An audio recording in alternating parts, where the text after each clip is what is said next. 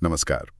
आज हम supreme court के एक काफी पेचीदा लेकिन महत्वपूर्ण फैसले पर बात करेंगे। हाँ, ये है बलवंत कौर बनाम चानन सिंह, साल 2000 का केस है। और हमारे पास जो जानकारी है वो सीधे सुप्रीम कोर्ट के आधिकारिक फैसले से है। बिल्कुल। और देखिए मामला फंसा कहाँ था। सवाल ये था कि एक बेसहारा विधवा बेटी है, उसे पिता की वसीयत से संपत्ति मिली, तो क्या उसे पूरा मालिकाना हक मिलेगा या सिर्फ जीवन भर के लिए सीमित अधिकार? खासकर तब जब वसीयत में शायद लिखा भी हो कि अधिकार सीमित है। एग्जैक्टली, जब वसीयत में साफ साफ लिखा हो कि ये लाइफ इंटरेस्ट ही है। अच्छा, तो ये कहानी शुरू कहाँ से हुई? क्या बैकग्राउंड था इस केस का? देखिए, एक सज्जन थे श्याम सिंह। उनके पास जमीन थी करीब 47 कनाल। ओके। और उनकी एक ही बेटी थी बलवंत कौर। वो विधवा थी और आर्थिक रूप से पिता पर ही निर्भर थी। श्याम सिंह का कोई बेटा नहीं था। ठीक है। तो उन्होंने 1959 में एक वसीयत बनाई। और उस वसीयत में क्या खास बात थी? कोई पेंच था क्या? हाँ, पेंच तो था ही। वसीयत में इन्होंने क्या किया, 1/3 जमीन तो अपने 2 भाइयों को दे दी, फुल ओनरशिप, मतलब पूरा मालिकाना हक। अच्छा। बाकी बचा 1/3 हिस्सा वो दिया बेटी बलवंत कौर को। अब यहीं गड़बड़ हुई। वसीयत में पहले तो लिखा कि बलवंत कौर मालिक हैं इस हिस्से की। अच्छा, मालिक लिखा, फिर तो क्लियर होना चाहिए। हाँ, लगता तो है, लेकिन फिर उसी वसीयत में आगे जाकर उन्होंने साफ कर दिया कि ये अधिकार सिर्फ उनके जीवन भर के लिए है। ओह। और उनकी मृत्यु के बाद ये हिस्सा भी वापस भाइयों को ही चला जाएगा। अरे, मतलब वसीयत में ही एक तरह का विरोधाभास था। पहले मालिक बना दिया, फिर कंडीशन लगा दी। बिल्कुल। फिर 1960 में श्याम सिंह जी का देहांत हो गया। वसीयत लागू हो गई। कई साल बीत गए।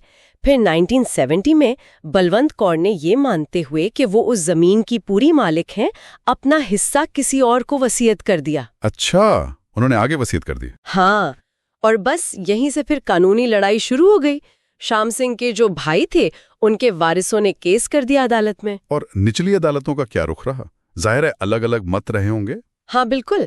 ट्रायल कोर्ट और हाई कोर्ट, इन दोनों ने तो माना कि वसीयत की जो बाद वाली शर्त है, यानी जीवन भर का अधिकार, वही मान्य होगी। मतलब लिमिटेड राइट। हाँ, लिमिटेड राइट। उन्होंने कहा कि हिंदू उत्तराधिकार अधिनियम की धारा 14 सबसेक्शन 2 लागू होता है। ठीक है। लेकिन जो डिस्ट्रिक्ट जज थे, उनका नजरिया अलग था।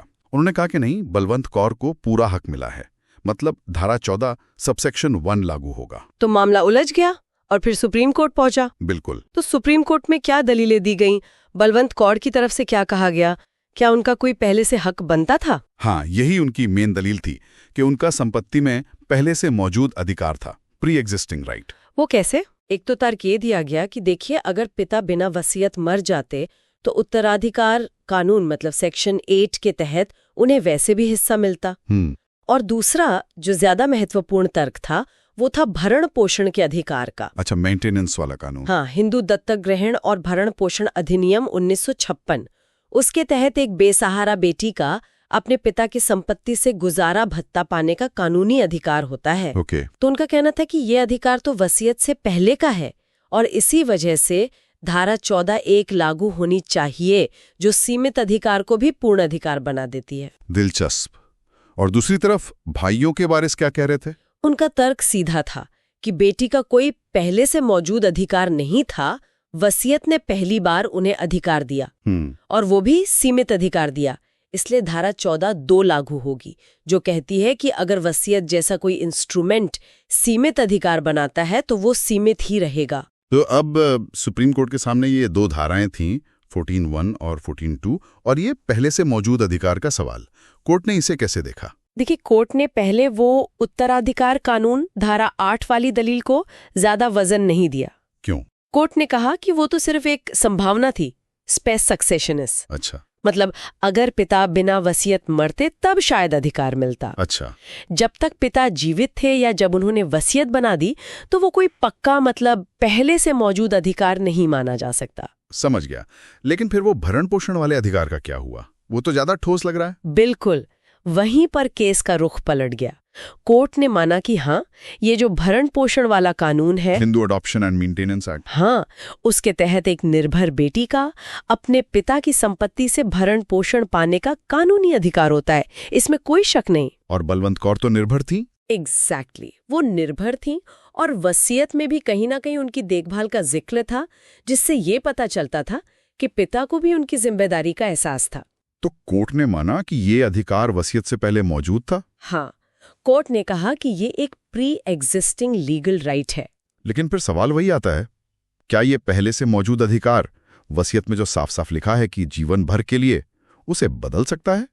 पिता की इच्छा का क्या? यही सबसे अहम बिंदु था इस केस का। सुप्रीम कोर्ट ने कहा हाँ, बदल सकता है। ओह। कोर्ट का तर्क ये था कि श्याम सिंह ने ये जमीन बलवंत कौर को दी ही इसलिए थी क्योंकि कानूनन उनका भरण पोषण करना उनकी जिम्मेदारी थी। मतलब ये जमीन उनके मेंटेनेंस के अधिकार के बदले में या उसके तहत दी गई थी? अच्छा, तो ये मेंटेनेंस राइट के एवज में दिया गया था। हाँ, एक तरह से। और हिंदू उत्तराधिकार कानून की धारा 14(1) का मकसद ही यही है।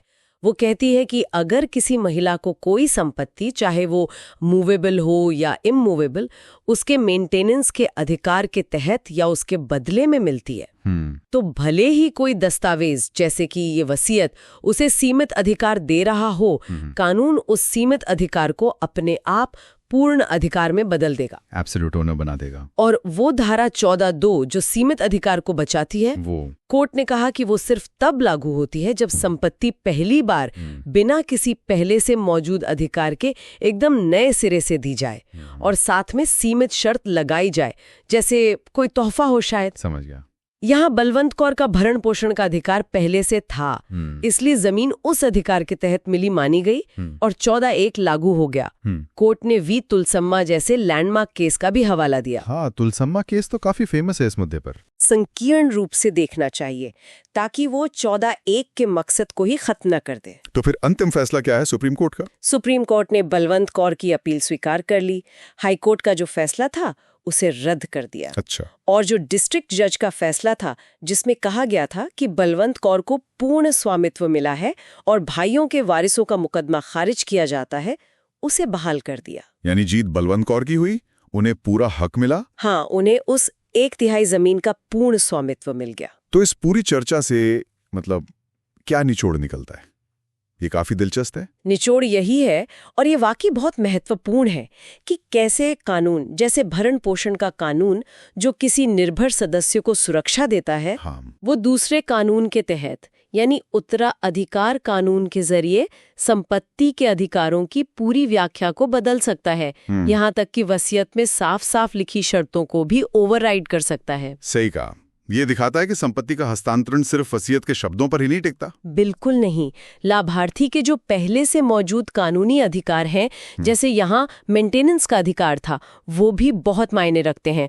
वो तय कर सकते हैं कि असल में संपत्ति का मालिक कौन बनेगा। वाकई ये सोचने पर मजबूर करता है कि कैसे हमारे कानून, खासकर वो जो परिवार के कमजोर सदस्यों की सुरक्षा के लिए बने हैं, वो पारंपरिक उत्तराधिकार की सोच को और यहाँ तक कि वसीयत जैसी व्यक्तिगत इच्छाओं को भी किस तरह से नया रूप दे सकते हैं, उन्हें बदल सकते हैं। बिल्कुल, ये दिखाता है कि समाज और कानून कैसे लगातार एक दूसरे को प्रभावित करते हैं। और विरासत की जो हमारी समझ है, वो कैसे समय के साथ विकसित होती रहती है।